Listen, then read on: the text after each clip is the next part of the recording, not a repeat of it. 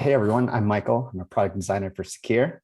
Today I wanted to talk to you a little bit about my experience doing unmoderated usability testing here at GitLab, share some of the pitfalls and unintended consequences that I've run into while doing it, and then a few tips that I've looked into and hopefully how to alleviate those and avoid those in the future.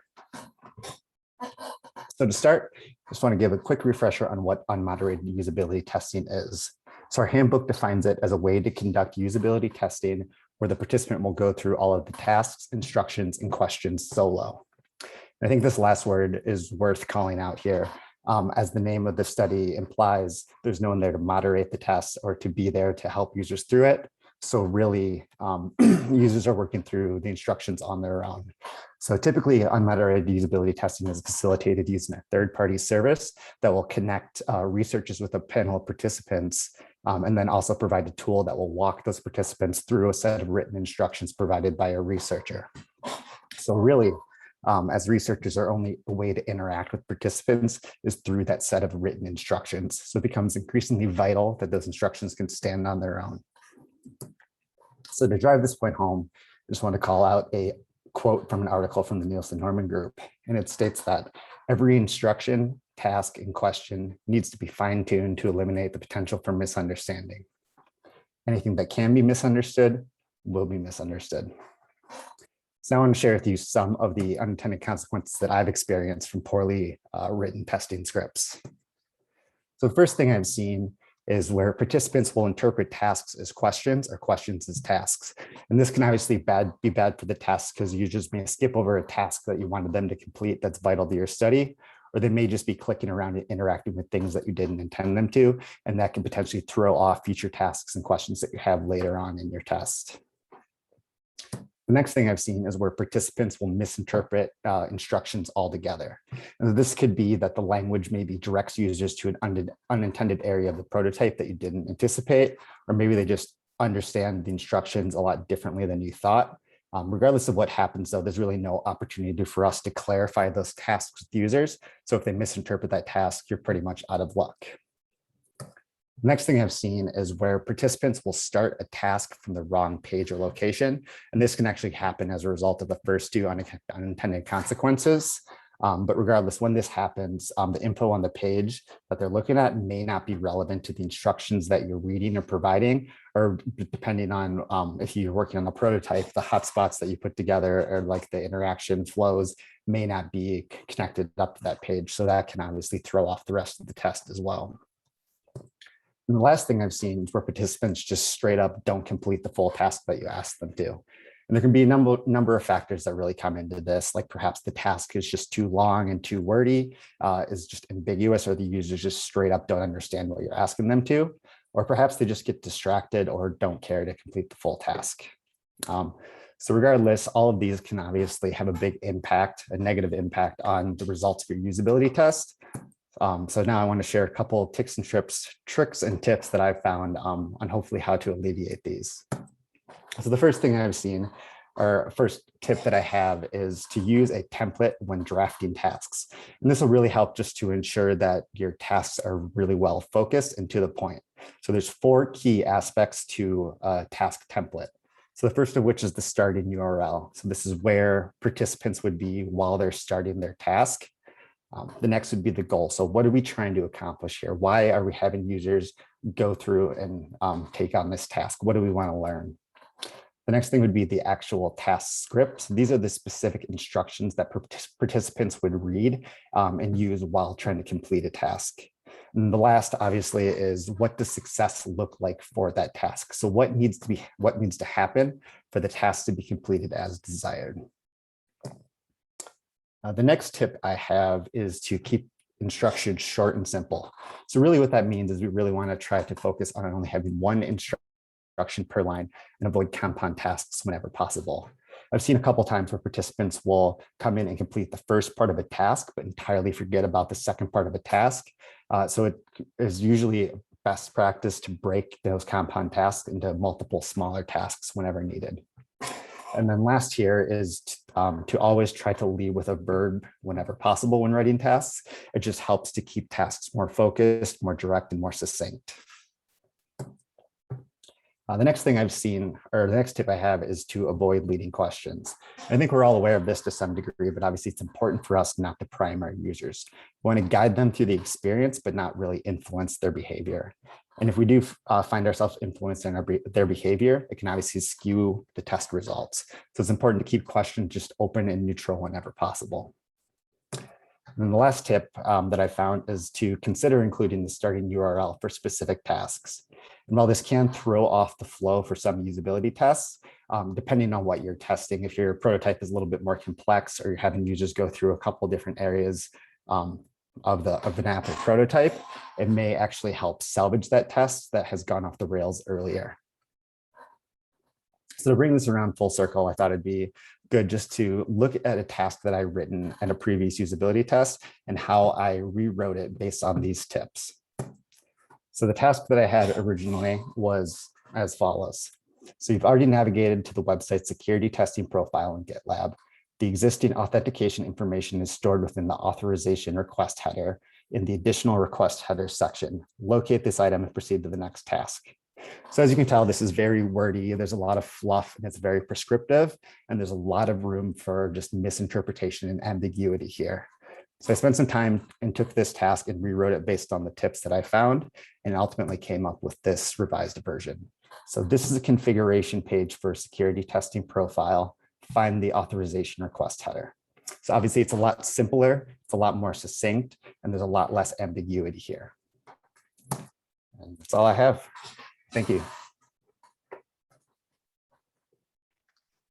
Awesome. Those are some really great tips. Thank you for that. Thank you. Tori, you have a first question? Yeah, so I can definitely relate to a lot of what you've said here. And I was just wondering if we have these tips in our handbook anywhere, or if we should create an issue to add them. I don't believe I recalled seeing them specifically in the handbook about unmoderated testing. I know we do have some stuff, like some of the aspects around using a task template is used in other aspects and mentioned, but isn't directly, I believe, related to unmoderated testing. Cool. I'll open an issue so we can get some of these added then. Thanks. Nice. So I have the next question, and it's not necessarily for you. It's maybe for Adam or someone else that might know more about user testing. But I know typically when you're doing a moderated study, you would do a pilot where you run it by somebody local, or maybe you do actually use it with a real participant. But the goal of the pilot is to sort of test out the test itself, to see if there are any pitfalls, there's a wording problem or a problem with your prototype or anything like that. Mm-hmm. Do we know if there's any mechanism or way to do something like this for user testing, or do we have to pull it out of user testing and do it in a moderated fashion?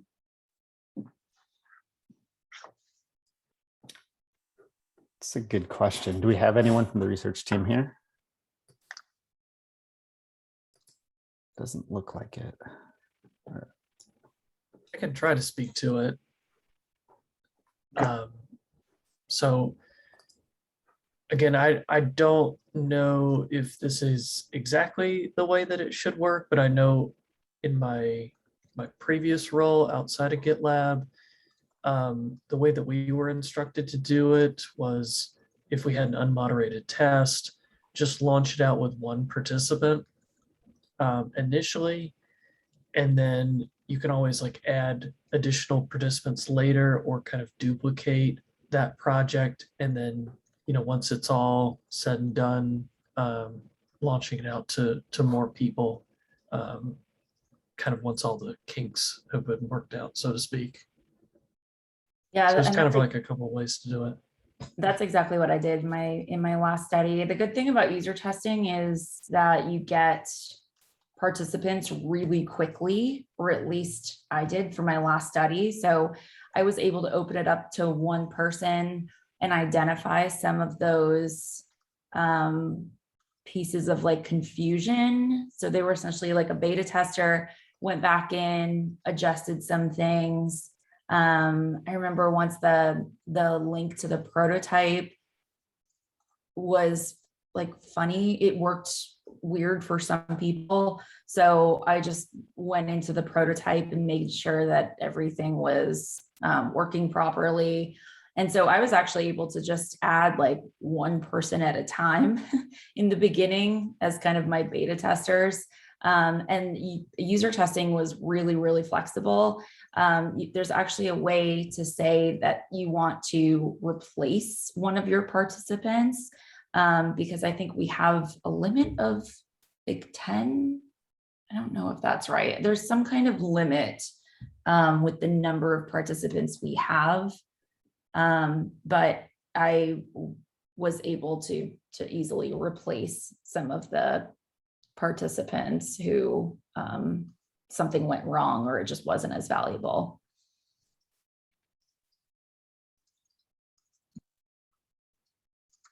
Cool.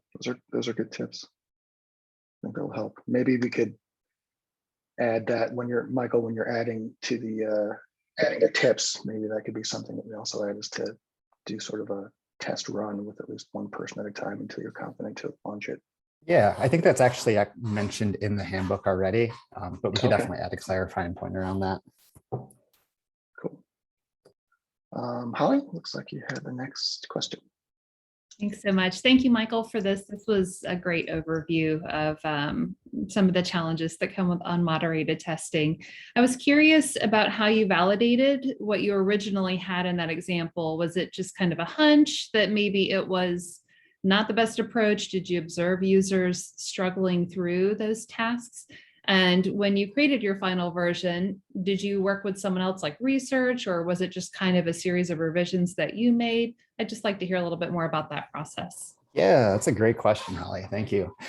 So really how I landed on this is basically doing a couple of different usability tests. I was seeing sort of repeated behavior from users. So a lot of times, I know I have a bad habit of being very wordy in how I write stuff, and that translated into my testing scripts. And I could see a couple of times where users would read some of those prompts and then skip over portions, or maybe just summarize it and just kind of brush over it. And it happened multiple times. So it kind of got me thinking that maybe there's something here where users just don't really want to invest in understanding the full task that you're in context you're providing them, where they really just want to be focused and have those tasks be really succinct. So I've seen that. And then I've also seen times where I'll be asking questions to users about the interface and try to be clear about having them not interact with stuff, and they'd still click around. And that just might be human nature and things like that. But I think there's always an opportunity to, the language that we provide our users can obviously have a big impact on the actions they're going to take for usability tests. So just being able to just work to refine those, I think, is always, sorry, I'm losing my train of thought here. But basically, it comes down to, I've seen the repeated behavior over and over, and it just kind of gets me wondering about how I can potentially improve it. So yeah, to circle around though, I did have some peers review some of these tests, but I think so I've done 2 unmoderated tests so far at GitLab, and they've both been kind of lightweight to a certain degree. So I haven't gone through a huge scrutiny from our researchers on how to really revise things and just optimize them to their full potential. So I think because of that reality, that's what kind of yielded some of these findings that I came across. So hopefully that answers your question. I may have skipped part of it. So if so, let me know. No, that was great. Thank you so much. Yeah, thank you.